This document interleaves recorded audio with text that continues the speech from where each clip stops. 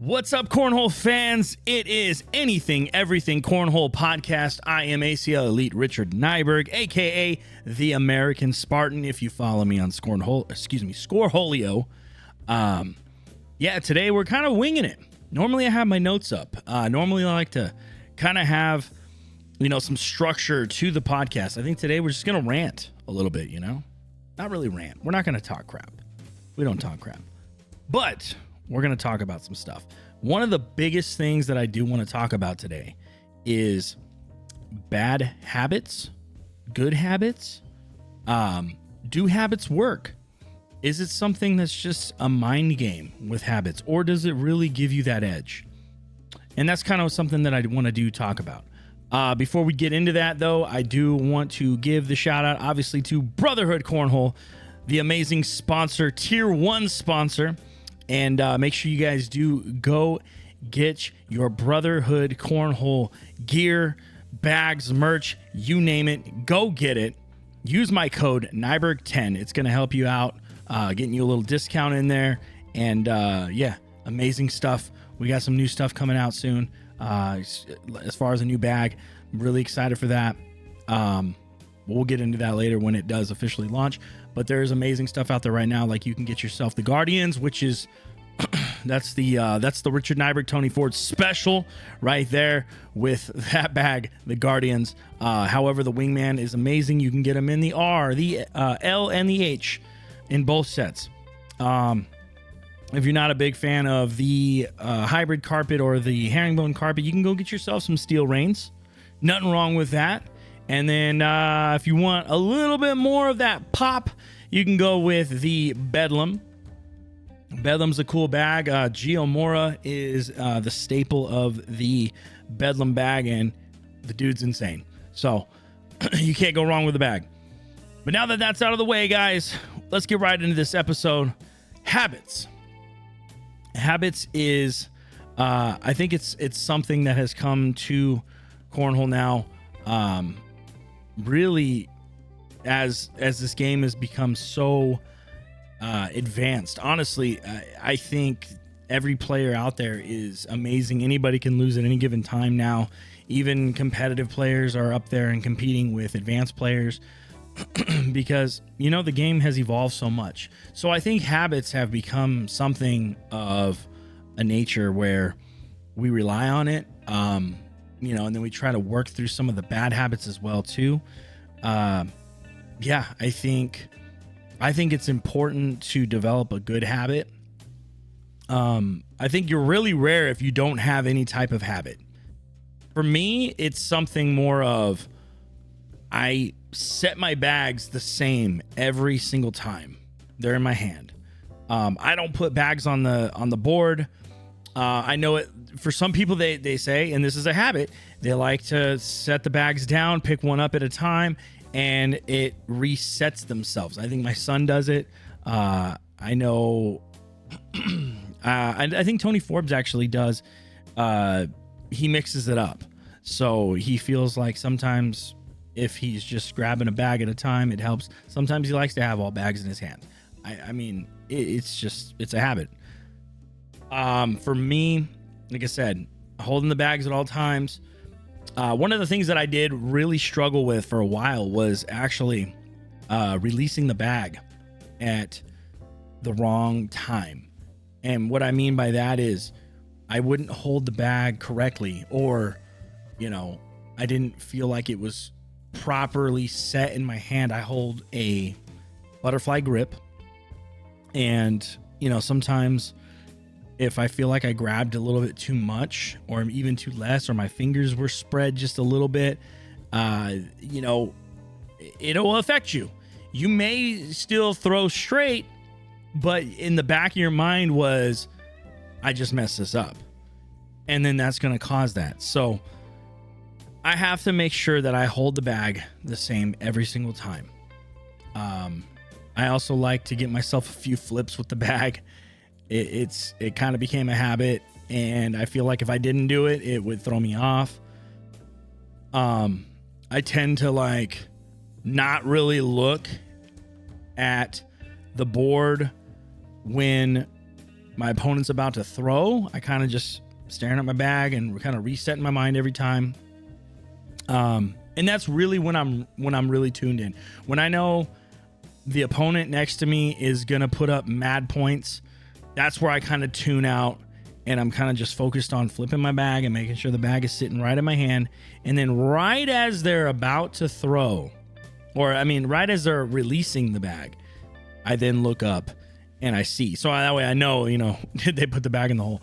So, I pay attention to that. But I like to be able to kind of just zone out for a minute, and then I catch it out of the peripheral and seeing them throw. And then when I see them throw, I look up, pay attention. And then that way I'm already I got bag set in my hand. I also do not like to have my bag ready to throw it, holding it too long in that butterfly grip position for too long. Cause then I feel like I messed up my whole rhythm. I kind of got to get the bag flipping. And then right as they're throwing and it's about midway through the air and I know it's about to land, if it's a clean bag or it goes out of the way, I'm going to throw. Now, if they set a nice block and then I stop and then I reset and then I build myself for, am I going to roll this shot? Am I going to back block? Am I going to drive it through? And, that's my habit when it comes to releasing the timing. I played around with a step and a no step. I'm a step kind of guy. I did no step for quite a few months and was successful with it, but I just, my shoulder's not where it used to be. All right. 35 years old. I'm not old, but I've had a lot of wear and tear on this shoulder throughout the years. The step actually helped me using less strength in the shoulder, because I have more momentum with my step, is allowing me to kind of finish through a whole entire tournament at a pace where I started, versus I start hot and then everybody's like, man, his blocks are amazing. Well, I'm gonna tell you right now, I'm not trying to block a lot of the times. I only play defensively when I know I got a strong opponent who is gonna bag run and I need to try to disrupt their game. That's when I start doing blocks. But when they're like, man, he just blocks, I'm trying to gun it to the hole, but I'm so sore where I can only get my shoulder to about here, and then I try to get it up over my head, and I'm forcing my arm up over my head. And that's not good. So changing back to the step has actually helped me significantly with finishing throughout a whole tournament with the same pace the whole time.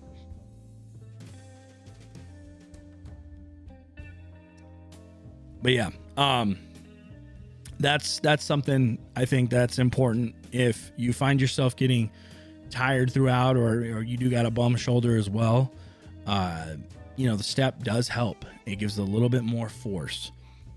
If you've been doing a no step for a long time and then you're trying to transition in that step, it's going to throw you off.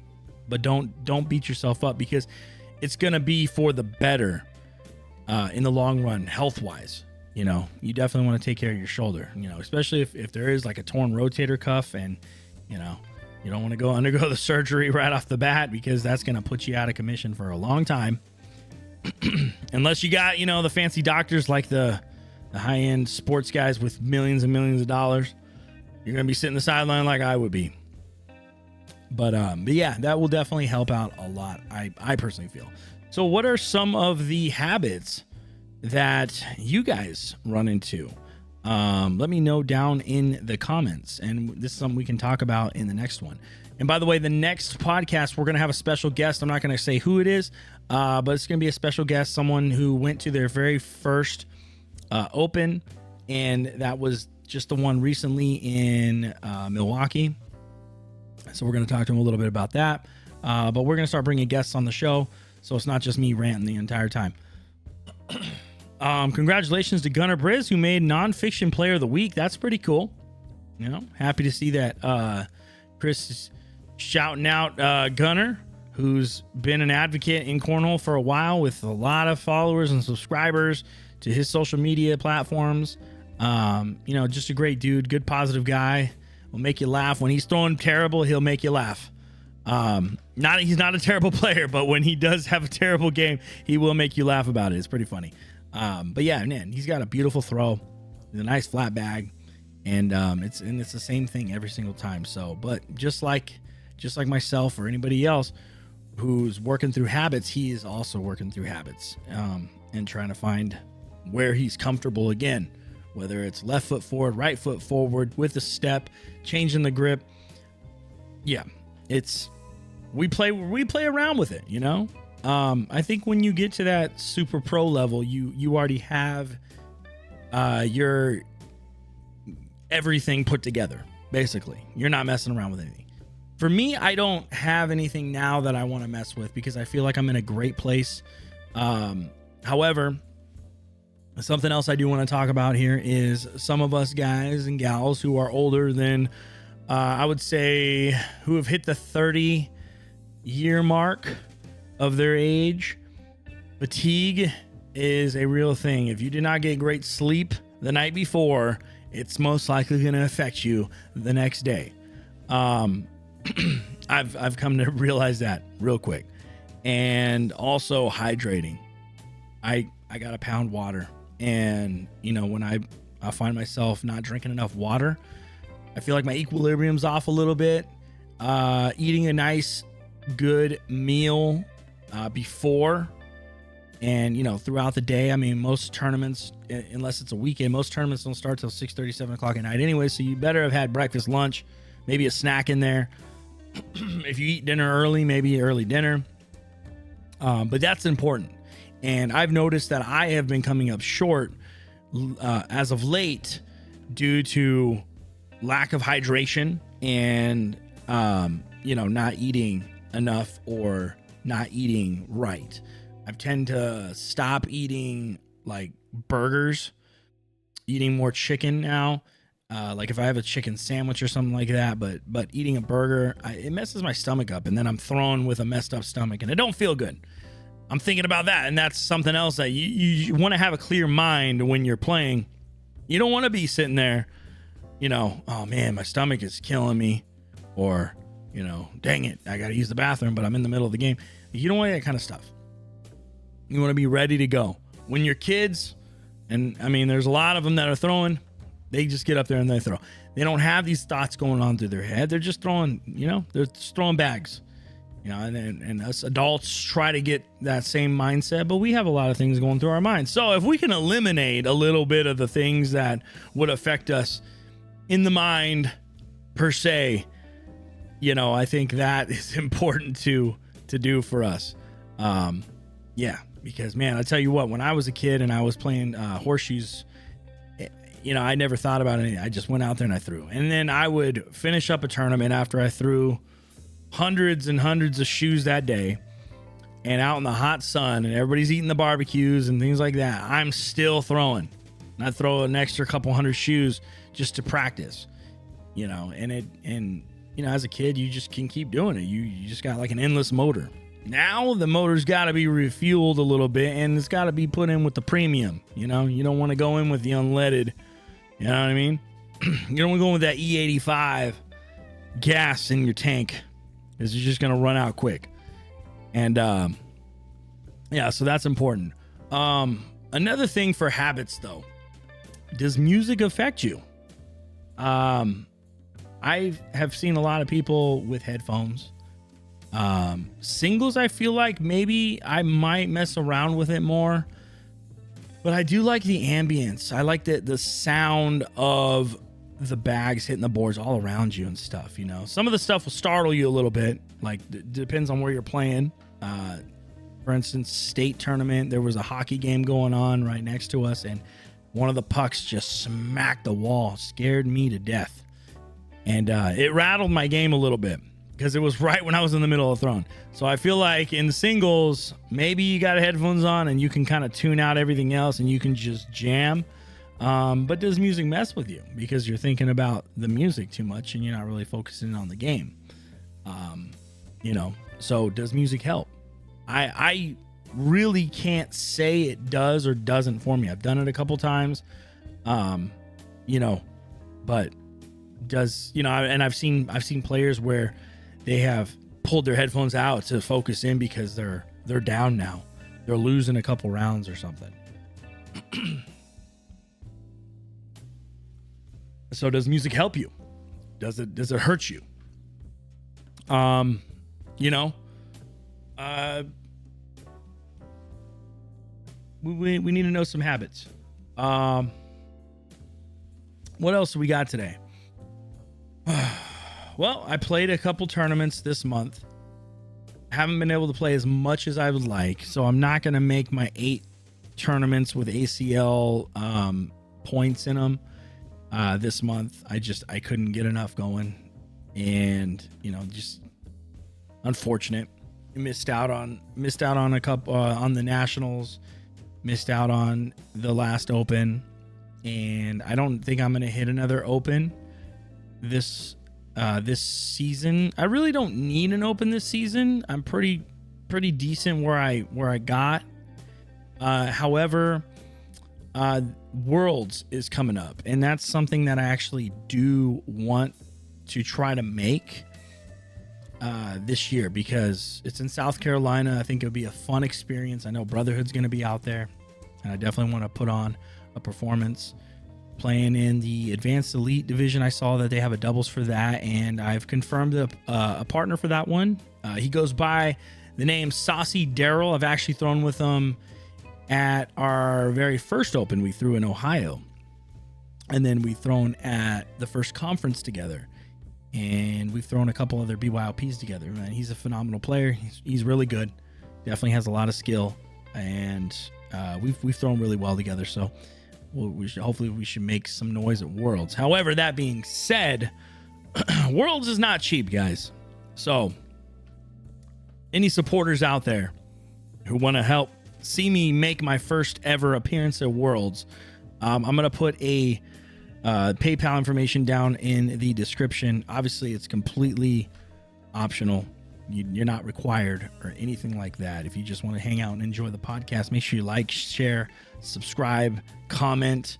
But yeah, anything would help towards this trip because Worlds is not cheap, and booking flights and registrations for the tournaments and food and rental car and anything like that out there, it's not cheap, and so like I said, completely optional.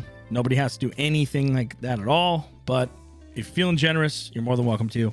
We'll put the PayPal description down or put the PayPal link down in the description. Enough of that though. The last couple tournaments that I did play though, we played a singles, which I did come out on top and I won. That was pretty cool.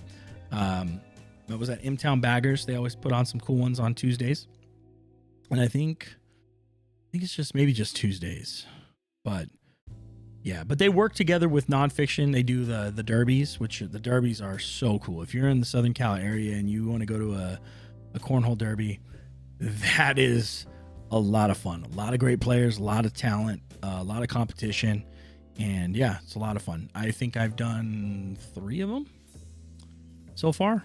Been to 3. I missed out on one of them because I was at the Open in San Diego and they had it going on the same time, so I missed out on that one. But yeah, I've been to a few of them, so a lot of fun and a lot of great people as always. Cornhole has never really had. I've never seen a bad egg in cornhole, anyways. But all the guys that I get to throw with and hang out with, they're just awesome, and they really get you through your days if you're having a bad day. Shout out to my boy Bag Religion. I was feeling a little down about myself, and he lifted my spirits up, and I can't thank him enough for that. So yeah, thank you, man. And some other guys like Chris from Nonfiction, man, who showed me a lot of love over my time where I've beaten myself up mentally. I'm the type of person that I feel like I'm trying to be a perfectionist. Obviously I'm not perfect, and I've made a lot of critical errors in games. And he's kind of pushed me through and like, you got this, man, you got this. And it gives me that good, that good feel of like, I do got this. And then if I don't, I don't, but yeah, then after the singles tournament at M-Town, I ended up playing it was a switch at the Sandbaggers. I finished 1 in the rounders, and I ended up getting my middle partner, and we ended up making a solid run. It was a double elimination. We made it to the game to go for King's Seat. We ended up losing, and then we played the game for either third place or going into the chip, and honestly, it came down to me. I could have closed out the game. We had 20 points, and my opponent had 3 in, 1 on, right by the hole. And normally I can kind of cut around these bags. I had 3 in, so it was in for the win moment. And something told me to throw the bag hard. I threw it too hard as I came around the lip of the hole, and it just went flying off. So instead of a 12-10, it was a 12-9. They got momentum in the next round. Unfortunately, my partner couldn't collect one of his bags to wash the round, and he came up a little short, and we lost the game. We took third. I was a little bummed, because I was mad at myself at the fact that I could have closed it out and taken us into the chip. But you know what? At the end of the day, that's cornhole, and anything can happen. We're not perfect, man. We're human. So then after that one, the next day, which was Monday, we went to the Wally Faithful tournament hosted by Wally and 50/50, man. 2 amazing guys in the cornhole community. I can't show them enough love, man. They are so awesome, super positive, genuine guys, man, who love the sport, and they just love giving back to everybody, and they want to keep cornhole going. And so we played at that tournament, and I think once again I finished 1 in the rounders. But I'm gonna tell you what, right now, I was off all night mentally, like just not hitting shots that I normally would hit. I had a couple good games, and then I get into the playoffs, and me and my partner Green Magic, nice guy, man, hype man, really nice guy, we made it all the way to the finals, and we ended up making King Seat. However, I was just off my game the whole time, and we go into the finals, and the young future GOAT, Landon Conway, so happy to have him back in the sport. I played against him, and I knew I was going to have to be on my A game, because this kid just, you give him an inch, he takes a mile. And they got us in the first game. But shout out to 50/50, because it was Landon and 50/50 against me and Green Magic. And 50/50 was, man, 12s and 10s.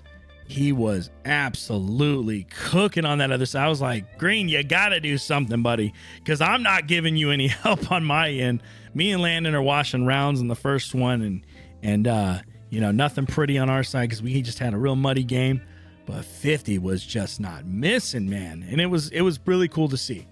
It's good to see some of these guys who, were shooting, when I was watching them shooting 4s to 5s, now they're shooting, 8s, high 8 PPRs and stuff. It's really cool, because it's just evolving the game around us, and it's making everybody work. And it means that nobody's safe anymore, so we got beat in the first game. I was trying to hype us up. I was like, we got this, man, for the next game. And we started out strong. We're up 11-0. And then all of a sudden, once again, Spartan can't hit the hole, missing left and right, and, just not collecting stuff, and just, feeling off balance. And, hats off to Landon for capitalizing and closing in, because he knew. He's like, Spartan's missing. So now I can go in there and I can clutch up. And he did exactly what needed to be done to win the game. And they did. They won, man. So, congrats to those 2 for getting the job done, man. Wish nothing but the best for them always. And it's good to see the kids when they're smiling, man, because they get the wins too. I was a little down on myself, because I was like, come on, man, you got to give a better game than that. But it's, at the end of the day, it's cornhole, and we're not perfect, like I said. But seeing the smiles on the faces of the winners, man, it's heartwarming to see people excited for getting wins and stuff, So, I couldn't be happier for them. With that being said, I also want to show some love to Paul and his lovely wife on their 4-year anniversary. So, hey guys, congratulations and happy anniversary on that too. And I hope you guys have an amazing day. An amazing rest of your journey together in your lives with your beautiful baby and your beautiful family. So, So wish them all some love, guys, when you see them. And I don't know if there's anything else that we want to talk about today. That was a rant. There was no notes today. It was just me going. And, I just love the game so much. Unfortunately, I don't have many clips right now. I need to set up the camera, though. I mean, I got to talk to everybody at the tournaments and see if they're okay with putting a camera up for clips for content, and just so everybody knows, just off the bat, if you guys are a clip in my video, there's nothing ever malicious about me putting you in my video. It literally has everything to do with how the round was. Was there cool shots made? Sometimes when I don't have enough content, I literally just post a video of getting 12-point washes. It's cool because it just shows us being consistent. But I do like to look for the stuff where we hit some roll shots, we hit some airmails, we get some drags, we get some really cool push collects. Anything like that that's kind of be like that pizzazz, like a bar of soap or something. I try to get stuff like that. So if you're in the video, know that I love you. Okay, know that there was no evil intentions there to put you down or anything like that. It's all about the content to just get the views. And remember, I have viewers that have been following me for years on my other platforms, and they're just excited to see me play. That's where it's at. So there's nothing ever malicious about it. Just know that if you're in the video, it's all love, guys. And I know you guys are amazing players. So if there happened to have been like some crazy 12-8 round, it's not at all that you're a bad player. Not at all. And it's just everything about what that round came down to be. And that's what we're doing, because it fires up people to be like, I want to do that. I want to hit that roll shot. I want to hit that collect. I want to hit that airmail, backside airmail, leaving his bag sitting there. That gets people excited, and then they're trying to mimic and hit those types of shots too. And then this sport just becomes so cool with the things that you can do. So with that being said, remember, it's all love. But I do need to get some clips out there again, guys, because my camera reel is kind of dry and I don't got much left in the tank. I think I might be able to scrape out a couple more clips from state. Other than that, I don't really got anything else. So I got to talk to everybody and see if we can maybe set up a tripod and get some clips out there for everybody. But if not, who knows, Worlds maybe. But that being said, guys, thank you so much for tuning in. Remember to like, subscribe, comment, share the podcast. Like I said, next week, the next video that's going to be released, we'll have a special guest on, and then I'll be reaching out to some of you guys out there via Facebook, Instagram, and asking you guys whether or not you want to be on the show. And just keep it going, man, because we are on episode 9, and hopefully we got many more episodes to come in the future. So remember, ACL, if you're out there watching too, here I am, right? If you need somebody to talk, you need that voice in the sport, I'm right here. But anyways, guys, thank you so much for hanging out. We will see you all in the next one. Take care.